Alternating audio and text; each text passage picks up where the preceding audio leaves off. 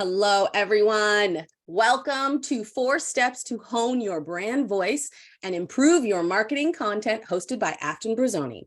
We are so excited to have you join us today for this 1-hour webinar as Afton takes us through the importance of brand voice for impactful marketing. Before we dive in, I have a couple of housekeeping notes. So 1, this call is being recorded. And 2, this is a meeting style event, so we ask that you keep yourself on mute. However, this is interactive, so feel free to participate in the chat with your questions that might come up. Afton will see them, and she will answer your questions as they come up or throughout the presentation.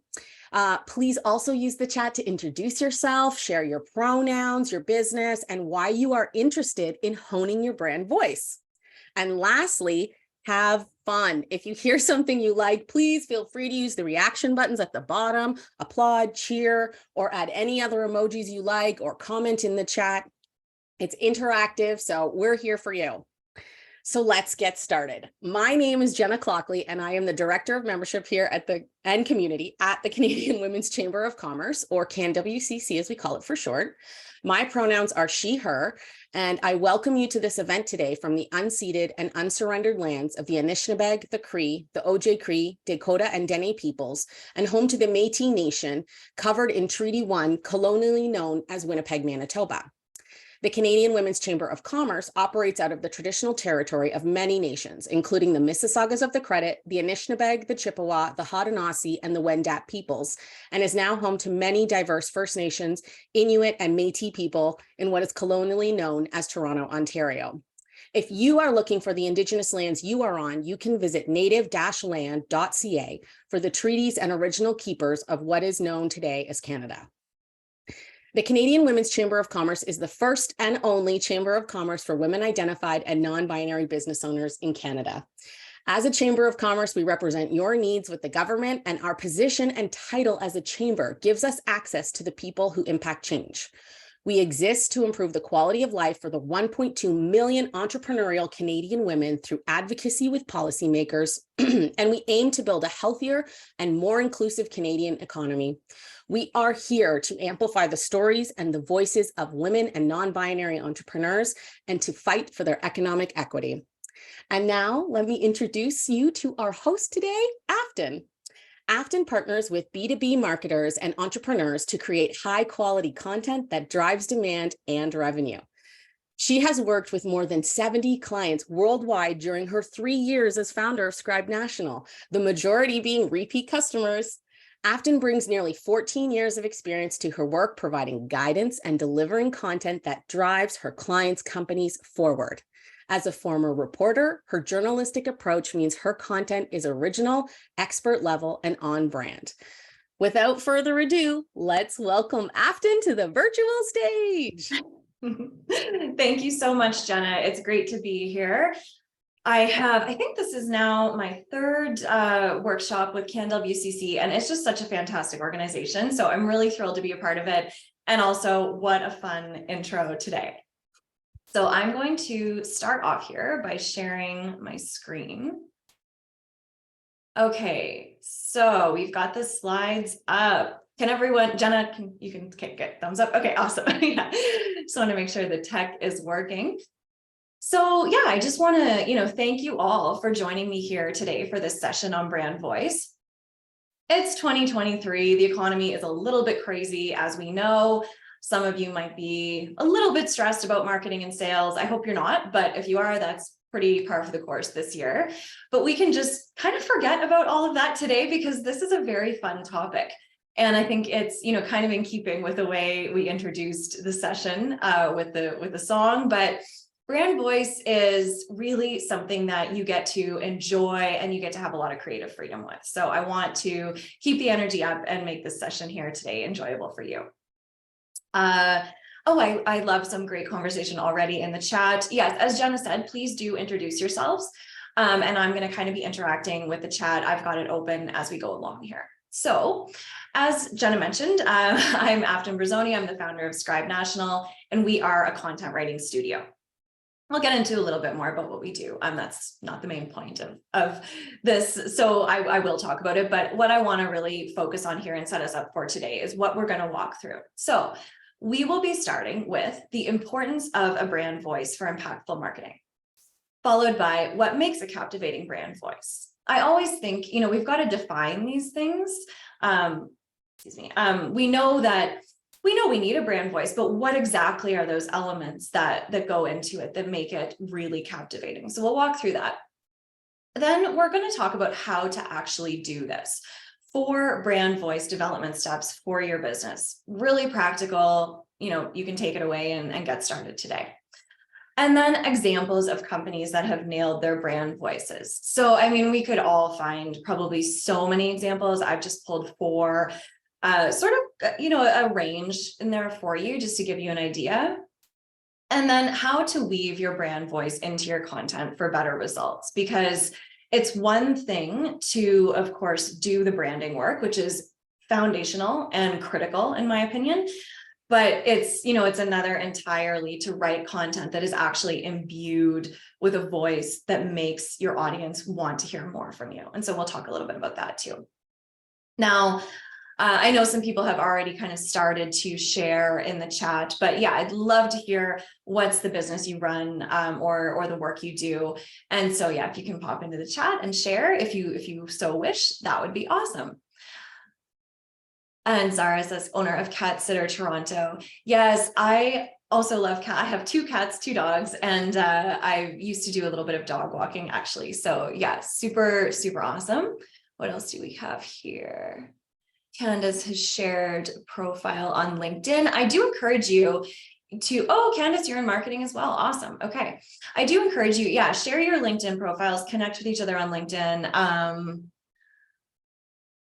Shula, entrepreneurs, therapist. Oh, I love that. Caring for mental and emotional well-being. And I was reading the chat earlier. It sounded like you're doing a talk coming up here. I think this is a really critical topic. So yeah, I'd love to actually, May 2nd. Okay, awesome. Very cool. Yeah, so keep that coming. I'm going to kind of start moving forward through this. Just a sec here. Lost my notes. Oh, Jenna. Okay, awesome. Yeah, I'll check that out for sure. Virtual assistant, digital creator. Amazing. Okay. So yeah, thank you for your willingness to share. I find that we do always get a diverse group of business owners on the events that I tend to do anyway, which is fantastic. And Angela, yeah, it's great to see you. I know Angela from a business coaching program we were in. Yeah. So I think one thing that's really cool is no matter what business you're in, we can apply these learnings about brand voice. And the other thing too is because we are a bit of a smaller group today, if anyone wants to talk, specifically about how this applies to their own business, I'm really open to that, really open to kind of workshopping things on the fly. So just pop into the chat and let me know if you'd like to do that. So yeah, I'll tell you a little bit about myself. I've been a storyteller since childhood and a writer since then. It's really my #1 passion in life. I obviously kind of took that forward to make it a career. And so I did start out in journalism and I worked in pretty quickly left journalism just because everything that was kind of going on at the time with that industry being in so much turmoil. And then kind of went over to corporate marketing and communications, worked for other companies for about 10 years. And then in 2019, I decided to start Scribe National. And so the impetus behind that was really, I felt like I wasn't doing enough writing. I really wanted to do more. I'm sure that a lot of you can relate with whatever it was that you just really had that drive to, contribute more to in your own business and in the form of your own work. I'm really grateful to say that we've grown over the years. I'm just going to share because I think as women entrepreneurs, non-binary entrepreneurs, I think it's really, really important to own our wins. We need to sort of, I think, seize that opportunity to have a little bit more confidence in what we do. And so I'm very proud of what we've created with Scribe. We've managed to grow into a multi-6-figure company that is really due to my amazing team. Definitely couldn't do that alone. And, we get to sort of fulfill that mission of addressing this gap in the marketing industry, which lies in impeccable content writing. The gap really lies in having those high standards and not just kind of churning out content for the sake of doing so, which we're seeing more and more these days. And so we really seek to address that. And we do that with really thoughtful messaging, thoughtful strategies, and of course, expert long-form content. So I think for our clients, having a strong brand voice is a key part of their success. And so that's what we're all here to talk about today. So enough about me. I'm going to dive into, why that is so, so crucial. Oops. Now to start off, I've got a question for you. So who here has a visual identity for their brand? And so this could be a company logo, or it could be like a more robust identity than that, even with brand colors, perhaps fonts, maybe even guidelines on how to use certain design elements. So if you've got a visual identity, I'd love to see in the chat, you can just put yes. Okay, Candace, yeah, for sure. Yes, yes. Okay, amazing. Good to hear. Yes. Now, who here would say that you have a written brand identity as well? And so this would be something probably like I call it a brand messaging playbook. So it could look like some work that you've done around your messaging, or a brand story, or a brand voice written down. Okay. Okay. Yeah, I see. Nope. Not for my own business. Yes, but it could be better. Sort of some. Yeah. So I think, for everyone who doesn't have a documented brand in writing, first of all, that's totally okay. As a business owner, there are about 1,000 things to think about in a given day or week or what have you. So yeah, that's completely fine. But what I always notice is that when I ask that question, it's almost always like a full yes on the visual identity, and really common to be more of a sort of and a no on the written identity. And so that's why, we're here today, obviously. When you think about it, your brand likely has that distinct visual identity. And so I think for everybody here, that is the case. And really, you've also got to have that distinct voice. And luckily, like I said, this is a more fun topic. It's not one of those things. I mean, a marketing strategy is, quite a robust thing to develop. A brand voice, it should be done with care, and it is important, but it's one of those things, it's a quick win. We can get this into place here. And so hopefully after today, you'll be able to do that. Now, why is this important? In short, a brand voice helps your company become recognizable to your market. The internet is obviously a very busy place. I know we've got some cat lovers here, myself being one of them.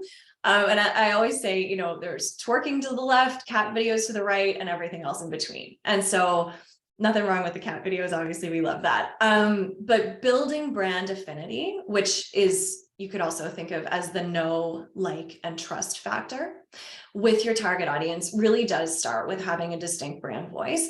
And this is what enables you to build a connection with your audience, and ultimately helps drive demand and sales, which we all want to do if we want to stay in business. So let's talk a little bit about what this is. Okay. A brand voice, really simply put, is how your brand sounds when it comes across in your marketing content. And so that could be in writing, on video, on a podcast. It could even be, if you do a speaking engagement like this, you want that to be on brand as well. Everything, I always say, whether it's like written, talked out, danced out, should be done in a consistent voice, consistent way. So to do this, you want to think about how you would like your messages to land when people read or hear them. So for example, what does the copy sound like? Is your company a trusted advisor, a helpful friend, an industry disruptor? All very, very different things, right? And all an opportunity for you to sort of anchor your brand to something and become known for that. Whatever you want to be known for should be reflected in your brand voice. So for example, I want to be known as an expert in content, and specifically in long form content, which I also call credibility content, because that's what we're all about. We don't do, there's so many different types of content. We certainly can't do them all to an expert level at my company. So we choose to specialize, and we choose to be really, really great at that one thing. And so whatever that is for your business, your brand voice can help reinforce that.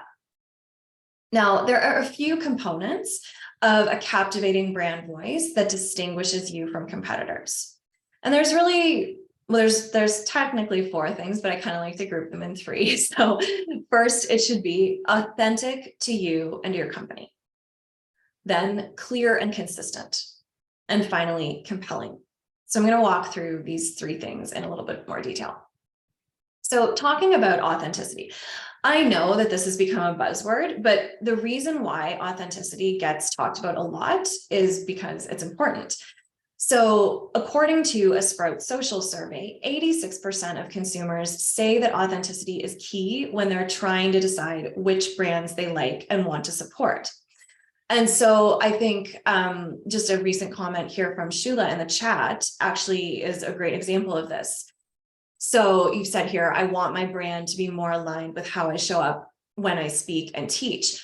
And I have a client that used to call this, she used to describe this as the brand threshold. And I think this is such a great way of thinking of it. It's like crossing the threshold of a doorway. And so if somebody sees your marketing content or consumes your marketing content in some way, and then they cross that threshold over having an experience with you that's more face-to-face, like speaking or teaching, you don't want there to be this big disconnect. You want, you really have to have your brand voice be authentic, because it just simply doesn't work if you're trying to sort of present something in your marketing that is not true to you and your company. And so I could this is a whole topic on its own, because people ask me a lot about, well, hey, how much of myself, especially as an entrepreneur, it's when you have a smaller company, it actually becomes more of a question, because there is more room for you to bring sort of yourself into your brand and your voice. And I always say, like, do that to the extent that's comfortable for you. But there does need to be congruence between what you're putting out there in your marketing and, when somebody has a meeting with you, when they have a sales call with you, and whatever, when they meet your team. So all of these things we've got to think about. Now, the next point that I want to focus on is the clarity and consistency piece. These may not seem like the most fun things. I know I said it was a fun topic, but this is really the building blocks, right? So having a clear and consistent brand voice will help you avoid confusion and build recognition faster within your market.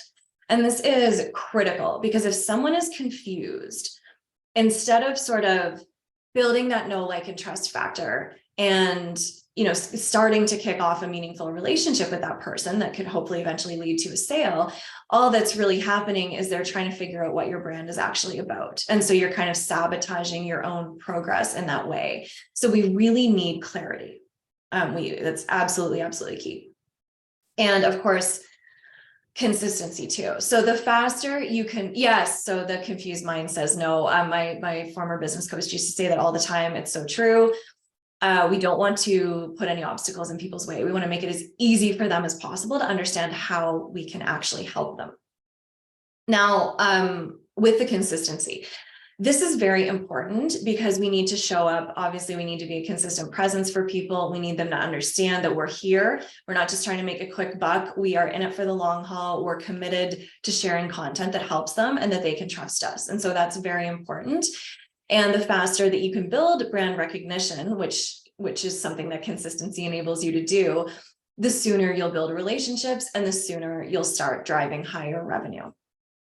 Now, let's talk about the last piece of this, which is compelling. And so compelling, could mean different things to different people, but essentially, it's eye-catching, or I suppose ear-catching, if we're talking about brand voice. It's, it's interesting. Maybe it's exciting. It makes people want to engage further with you, is basically the bottom line. So the way you present your brand and your marketing content should accomplish that, right? It should make your audience want to hear more from you. We want to try to stop the scroll as much as possible. We don't want people, just bouncing off of our content, going to the next thing. Obviously, there is a lot of that these days. It's kind of hard to avoid, but that's the key, right? The key is avoiding it and trying to, really captivate our audience. And so brand voice, one way to help you do that.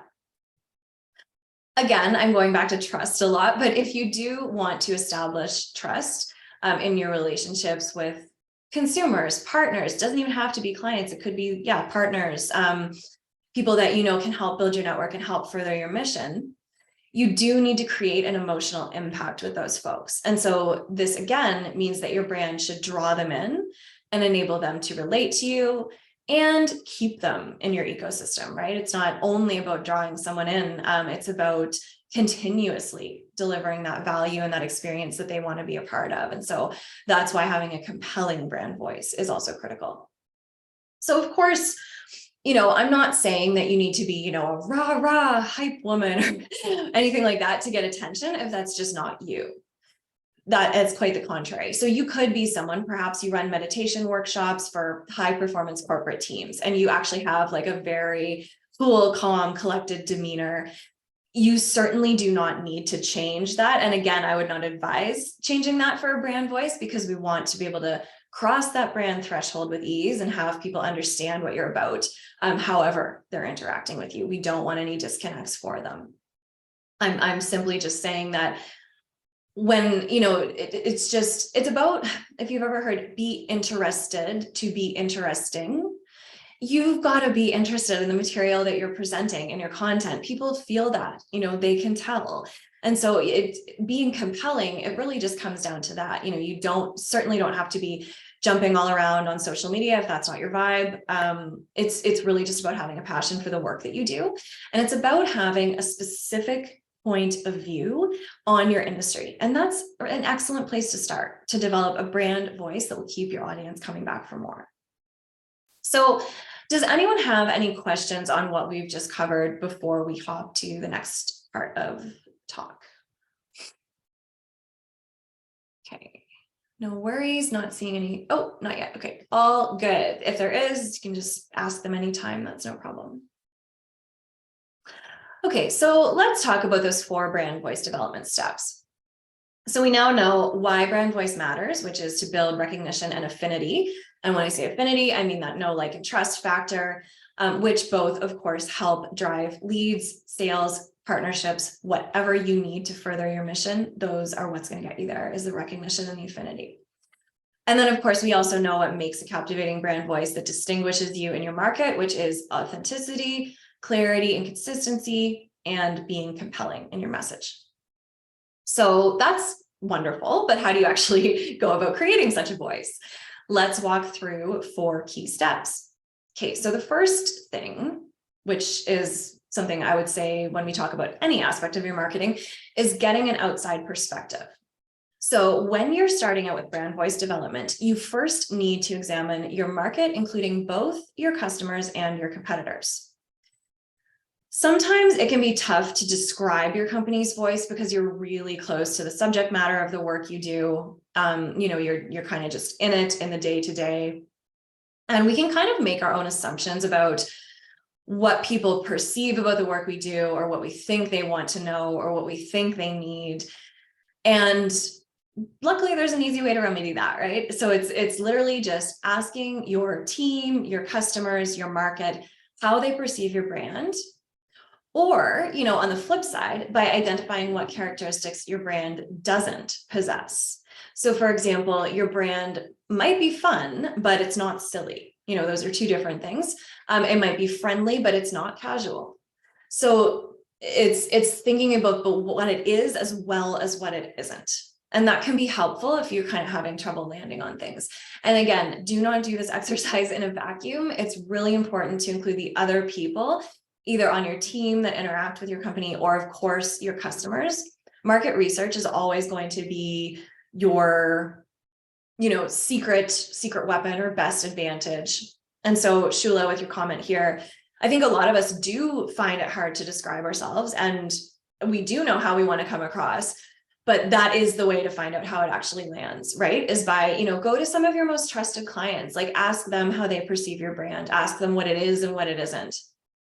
Again, it's with anything, with any aspect, like whether you're developing a voice, messaging, offerings like programs, packages, things you want to sell, strategies. This is all something that, yes, of course, at the end of the day, it's our business and we get to decide how to run it, but we would be very, very, very remiss if we didn't do market research. And so that's something that I really want to hammer home for everybody here. Do not skip the step by assuming what your customers think. Actually ask them. Second thing is to consider context. So when I talk about context, I really just mean your operating reality, the operating reality of your business and the operating reality of your clients. And so as an example, let's say that your company exists to make people's lives easier.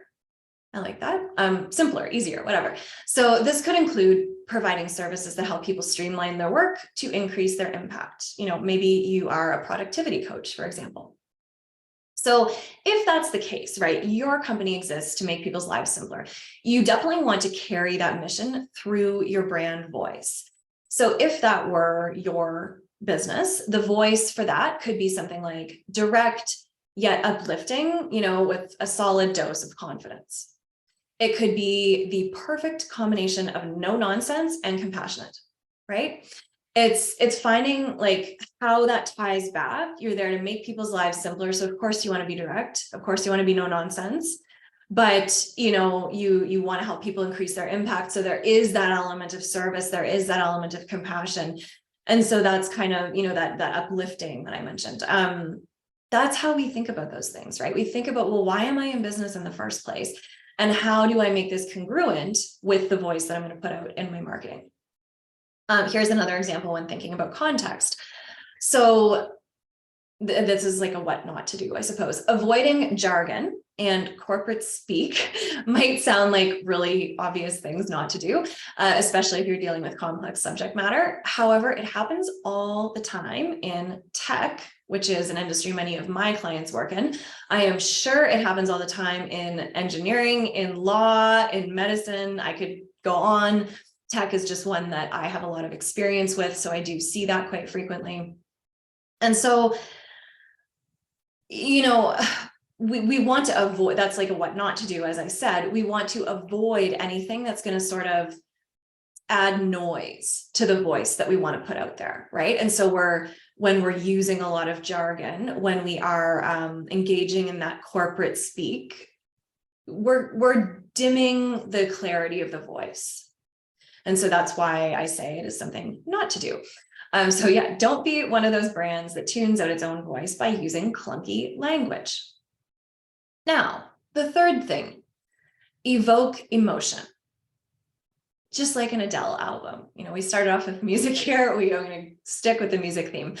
The purpose of your company's branding is to create an emotional impact. Of course, it doesn't have to be as strong as the one that Adele's songs evoke, but you definitely do. You don't want to put people to sleep, right? We do need to create an emotional impact. So speaking the same language as your audience draws them in and enables them to relate to your marketing. We talked about that a little bit before, but and again, that's why the market research is important, because if we develop a voice, and this is why there's a balance. So it does need to be authentic to you, does also need to resonate with your market. And it is about finding that balance. And I think it's only in the research and the refinement of that we can really, we may not get it right the first time. We can really strike that balance if we sort of practice with that over time. And that's something that can obviously be evolved, especially because we are largely living in a world where digital marketing is the norm. There is, I remember I used to be the editor of a magazine, and we would be up like all night proofing it. So there's really no going back once that baby goes to print. With digital marketing, yes, of course, you put something out there, maybe someone sees it, but you can generally always change things. And I think the best way to hone your voice is to actually just get started putting it out there. And so I would definitely encourage everybody, to test, to try things, and really just see what actually resonates with people that also still feels authentic to you. Now, again, examples are always great. So I'll give a couple more here. So maybe, for example, you are direct, like I said before. Maybe you're a little contrarian. That's always a fun one. Both of these approaches can be very effective for evoking emotion, but of course, only if they resonate with you. On the other hand, you might take a completely different approach. You might take a softer approach that evokes an entirely different emotional response from your audience, and that is completely fine. It's just about working with what is natural to you and not against it. And also knowing that no matter what you do, you're never going to be everybody's cup of tea, and nor should you try to be honest, because what happens when people try to appeal to everyone is that they tend to appeal to no one, because it's just so vanilla that it's not interesting. And so again, I'm not saying that you need to go cause a controversy if that's not really how you feel, but I would encourage you to understand and to be okay with the fact that your message and your voice might not be for everybody, and that is completely fine, because the intention is to find the people that you can help and that want to work with you. And so I think that's always, just something to remember. And then the last thing here, I'm going to talk about consistency again. It is writing it down and showing up consistently. So of course, a brand voice needs to be heard in order for it to actually be effective. So once you complete the 3 steps that we just walked through, which are the market research piece, the getting the outside perspective, considering the context of the operating reality that you're working within, and figuring out how it makes sense for you to evoke emotion from your audience, you should by then be able to write down a couple of characteristics of a brand voice that suits your business. So the next step after that would be, if you do work with other people, so obviously if you're a solopreneur, you're going to know that voice inside and out. But if you do have other people on your team, especially if you have people that create content for your brand, this could even be like a VA that emails your clients. It could be an assistant with social media. It doesn't have to be full-time team members. Super, super important if they are, but also important if they're not. Anybody that's client facing in any way, they should know what your brand voice characteristics are. And they should also, everybody should be kind of driving the bus forward, showing up consistently in your marketing using that voice. And as I said, you can refine it over time. We are largely not living in the world of sending things to print and not being able to go back. Of course, that is still sometimes the case, but especially in digital marketing, you totally have a chance to edit and refine as many times as you want. The key is actually really just to get started. Zara says, when I do blog posts on cat care, I try to educate on options. I want to send that message that we're professionals. Yeah, I think that's really important. It's, and that's what's going to set you apart, right? Because I'm going to kind of just go off on a little side tangent here in response to that comment. What you're doing, like, that's true content marketing, right? It's educating the audience, because we can, you could promote cat care services in many ways, right? You can advertise, which also is totally and completely fine. But if it's all about that outbound push in the marketing, and it's all about sort of what, what you can gain, and, come buy from me, that is traditional outbound marketing, right? But when we're looking at inbound marketing, which is bringing people to us, attracting that audience, building that following, nurturing actual relationships that might take some time, education in your content is a critical piece of that. And it does also do what you've said there, which is showcasing yourself as a professional. So again, the person that takes the time, to write the content about proper cat care, it's that's leveling you up a level, right, into that credibility content, and not just sort of salesy, like, come buy from me. So I think that's great. I love that. And I would be super interested in reading your blogs, because I have cats myself. Okay, so we're gonna go now to look at some examples of brand voice. And like I said, they're kind of from a diverse range of examples here. So RBG, we're starting with a person, not a company. Okay, really, she's an icon. Let's get real. So I love this example because it showcases consistency. And so this is, again, third time I've mentioned it, integral to building a successful brand. And in this case, what I'm referring to is staying true to your convictions no matter what. That's just one aspect of consistency. We've also, of course, got the timing and scheduling aspect, which is very, very important. But in this case, I'll read a quote here. So the late Ruth Bader Ginsburg, former United States Supreme Court Justice, is a shining example of this. As a 2019 article in The Atlantic says, Ginsburg's secret as an iconic feminist voice seems to be that even in a time of reality show presidential rule and shifting narratives, she remained unwaveringly who she had always been, as controlled as she was in the now vanished world of post-war Brooklyn.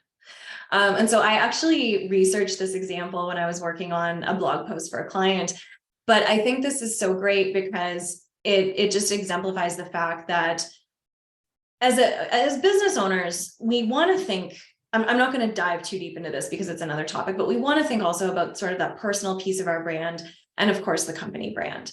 And again, that threshold that we talked about earlier. And so I think, using examples of people as opposed to companies can be really helpful when you just think about what is a strong brand, right? And think about how you can sort of bring that into your business.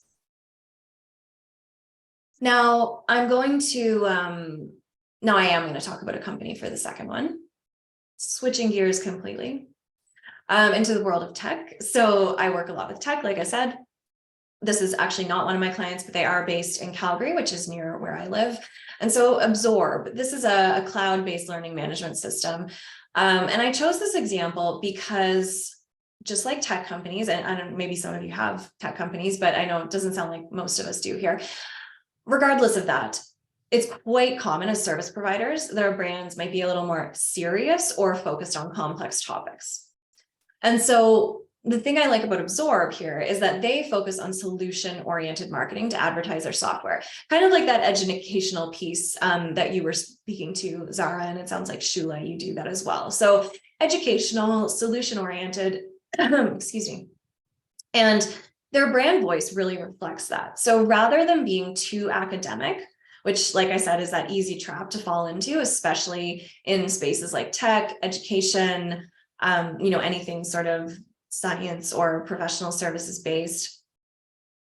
So instead of that, they've done a great job here because their voice is actually pretty casual. It's totally unassuming, and it comes across as approachable, relatable, and inspiring. Tech companies, are actually often really, really smart at marketing. They're marketing powerhouses, I often say. And so I think they are really worth looking into for brand voice examples. If you operate in an industry that can be a little bit more complicated or a little bit dry, it's really helpful to look at how a lot of these companies have made their marketing quite fun and, actually figured out a way to engage people, even if they're selling very, very complex or otherwise boring software. Okay, so I'm going to move on here. So I think Mindy, this kind of crosses both the personal and the business because she's really used her personal brand to elevate all of the entrepreneurial ventures that she's doing. So actor, comedian, screenwriter, and producer Mindy Kaling is recognized for having a strong brand. I pulled this photo from a Webflow article. It was kind of all about this, and I really couldn't agree more. And the article says, Mindy Kaling has made so many of us laugh. She's established herself as someone whose creative output is about smart comedy that punches up against Hollywood and societal norms. So that's what she's known for, right? That smart comedy piece. That's coming across in her voice. It's coming across in everything she does. Her brand is multifaceted, and it isn't limited to labeling her as a writer, feminist, or actor. So that's kind of interesting too. She's managed to cross these various avenues, but do that with a consistent, dare I say it again, brand voice, and so the article goes on to say, even though there are so many aspects to what makes Mindy amazing, her brand offers a clear idea of who she is and what matters to her. And so again, there's that clarity piece. She's managed to do this, but it's not confusing, right? And so I'm not advocating going out and, sort of adding like multiple streams to your business if you're not ready for that yet, and that's no worries. But what I am saying is that I think that once you have, it's just the foundation. Branding is the foundation. Once you have it, you move on to your strategy. Once you have that, you move on to your content creation. But if you have that strong foundation that is rooted in that mission of your company and of the work that you're there to do, that's, you can get playful with a brand voice. You can explore new revenue streams, new things that your business could offer, but it's always going back to that core purpose and that core voice. Oh, Candace has a good recommendation here in the chat. Yes, definitely. I haven't read that book, but that would be interesting. Yeah. Okay, so actually going back to tech now with my last example here. So Neo Financial, they are a company that is so the first tech company I showed was a B2B company. This is B2C, so business to consumer. They're also based in my neck of the woods, but this is why I wanted to bring them up because again, we've got an example of personal brand, we've got B2B tech, we've got crossing the personal and the company brand, and now we've got a B2C example. And so their whole bent is to influence how customers spend, save, and earn rewards through their credit card usage. So that's the product that they're selling. So their voice conveys innovative confidence and quality in a way that's pretty reminiscent of Apple, which obviously has done just a few things right along the way. The company builds relatability and trust with its audience through down-to-earth, approachable language. By making finances seem fun and accessible, Neo encourages users to sign up for its products and benefit from cash back. So again, it's finance. Like this could be a terrible snooze fest, but they haven't done that at all. They've made this really engaging, and they've actually been extremely, extremely successful. So I am going to continue on. I'm realizing that we're getting a little tight on time. We have one last piece here, but again, if there are any questions, please just sort of pop them into the chat as we go. It looks like there's been some great engagement there today. Okay, so the last thing I had mentioned was that we're going to talk about how to actually weave your brand voice into your content once you've defined it. It doesn't really do you any good sitting in a brand playbook or a brand Bible if that's not being put into action. And so what we've covered up to this point, of course, again, the importance of brand voice, what makes a captivating brand voice, 4 brand voice development steps, and 4 examples of companies that have nailed their brand voices. Now, 3 things that I would recommend to do. Starting off, audit your existing content. So in the same way that you are posting content, you should be auditing what you're posting and auditing the voice in every piece to identify and weed out what is off-brand for your company. And that's what I meant when I talked earlier about kind of refining as you go. You know, you've got the opportunity to hone this and make it really, really strong. And you're going to notice when things just don't sound right. So of course, again, if different members of your team are creating content, note the changes in wording and how your audience engages with each piece. And by tracking content performance, you can see how your voice resonates, and that will help you stick to the traits of your best performing content. Second thing, of course, would be to lean into storytelling. Storytelling is huge. I'm sure that you've probably all heard lots about it, read lots of articles about it, maybe attended presentations on it. But it's important for a reason, because telling stories that are real and that convey a human element is an excellent way to let your brand voice shine through. This will help your audience see your brand as more than just a business seeking their hard-earned dollars, right? So we actually want to make that emotional connection, and we really want to build a meaningful relationship where it is a two-way exchange of value, and it's not simply, you know, just that output all the time, or that outbound marketing all the time. And then the last thing would be to focus on your expertise. So we've talked a little bit about that already in the chat, but getting specific about which topics you cover and sticking to those subjects when developing content will also let your brand voice shine through. So we have the example here of Bill Nye the Science Guy. Everybody, you know who he is. Not going to expect him to create a cake decorating tutorial or something that's totally out to left field like that. If he has one, please let me know. But I think the idea here is, again, becoming known for something and sticking to that, right? And so that's where the clarity comes back in. Getting clear on your offerings, learning exactly what your customers require from you. These things will help you more easily weave your voice into your content so that you can be seen as an expert in your field, rather than kind of someone who's sort of hopping all over the place, talking about different things, talking about it in a different way. And going back to what Shula had put in the chat earlier, the confused mind says no, right? So we want to create that clarity, and we do that by focusing on our expertise. Now, I do have like a bonus topic that I wanted to put in here. I'm going to see if we have time for it.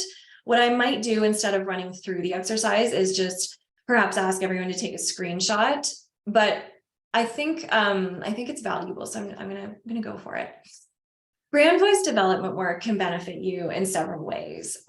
It can really help you build awareness, recognition, and customer loyalty, and give you a strong competitive edge, improve your ability to shape the narrative about your business, and enable you to have greater impact with more efficient marketing.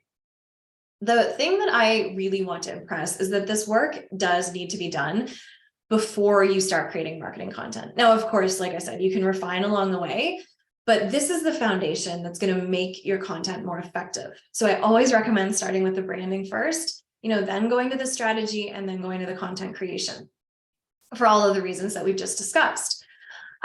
Because content without your brand imbued into it is nowhere near as compelling for your audience or as beneficial for you. But with that said, I do actually want to give you a content related tip.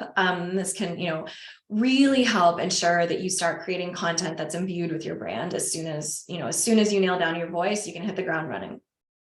So these are a few questions that you can ask yourself to help generate content ideas for your brand once you've got your voice in place.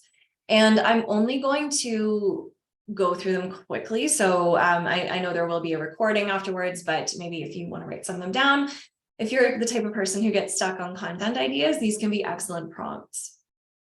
So think about your mission or your purpose and what unites people around that mission. So that's often something, if you can get people united around that mission, that's going to make for really strong content. And then, of course, what riles you up about the obstacles that stand in the way? What do you think needs to be done differently to achieve it? Asking and answering those questions is a really great way to get that sort of spiciness, your personal opinion or your company opinion into your content. And that's what helps kind of avoid that vanilla aspect where we're trying to appeal to everybody. Don't be afraid to take a stance, right? And so these prompting questions can kind of help bring that out. And then, of course, what is the unique approach or process that you bring to your work? What makes it different and why do you approach it this way? So for our company, I'm always talking about the journalistic background of myself, and a few of my team members have one as well. I'm always talking about original long form credibility content. We are not here, we don't do everything, right? We're not here to do sort of the short form social media content. I have wonderful referral partners that I can send to people when they need that, but we are able to really speak specifically about our unique approach. And I'm going to change slides now because I have 3 more prompting questions for you. So what do people say is the impact of working with you? And this is really where you can bring your clients into your brand. And again, I always recommend that market research. I recommend having conversations, asking them these questions. At the very least, getting testimonials, but if you can, also doing case studies, also doing customer interviews just for research purposes and using those things. I was actually writing a case study this morning before I came on here where it was for my client, but I interviewed her customer. And so the customer was talking about how my client has helped her become the best leader she can be, and helps you step into your power and recognize your ability.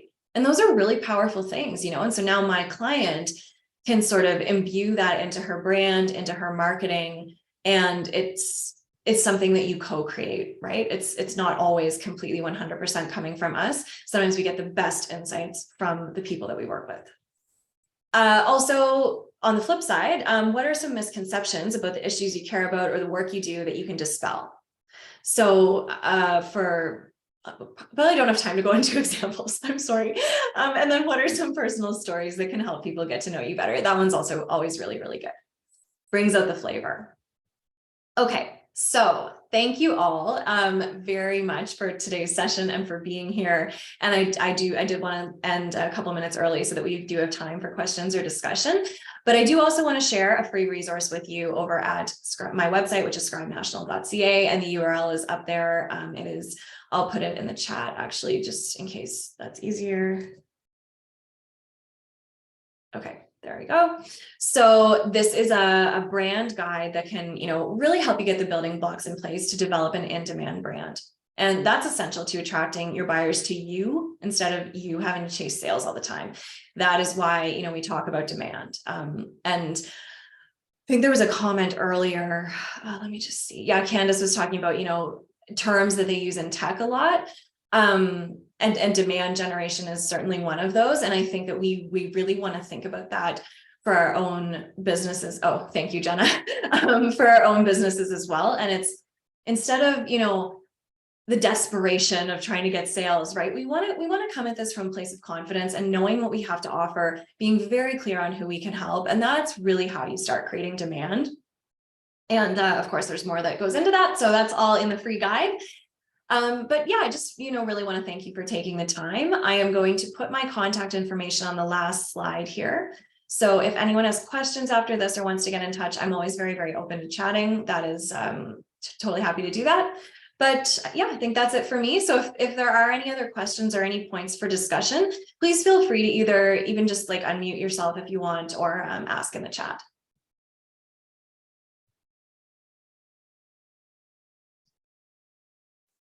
I just want to say, this is Shulamit. Afton, thank you so much. This was really helpful. I have a client at 2, so I'm going to take a break, stretch, and do what I need to do to prep for that. Of course. But I signed up for the download. I look to see you on the socials, and this was great. I'm going to be doing some brainstorming as a result. Wonderful. Well, yeah, thank you so much for your engagement in the chat. It always makes it more fun and more valuable. And yeah, take care. Bye. Bye-bye. Oh, thank you, Candace. Much appreciated. I'll stop the screen share there, but yeah, always please feel free to reach out with questions. Well, thank you everybody for coming. And I just want to let you know we have some upcoming events with CanWCC that are open. Shulamit just left, but on May 2nd, she is hosting Keep Your CEO Self in the Driver's Seat, Taking Care of Your Mental Health as a Business Owner. And on May 9th at 4 p.m., we have Community Networking, which is open to everyone. So I'm just going to post this in the chat because you have all the details in our circle, which should link at the end there. Yes. So first off, thank you, Afton, for this, because this has been incredible. I know that I was sitting here messaging Mary Cruz and being like, Mary, we have to look at this later. And, you know, I've already got my mindset of like 6 people I can send this to right now that need to be watching this. So your expertise shone through, and it was really such a pleasure to have you with us today. And I can't wait to rewatch this recording. Thank you so much, Jenna. It was a great time as always. Fantastic. Well, everybody have a wonderful day, and we will see you at the next event. And if you have any questions or you want to get in touch with Afton, you can email me, but she is also in the circle, so you can reach her there. But I'll be also sending out an email after this with some links for you so that you have all those assets that Afton just shared with you as well. Thank you, everyone. Have a wonderful day. Thanks so much. Bye-bye. Bye.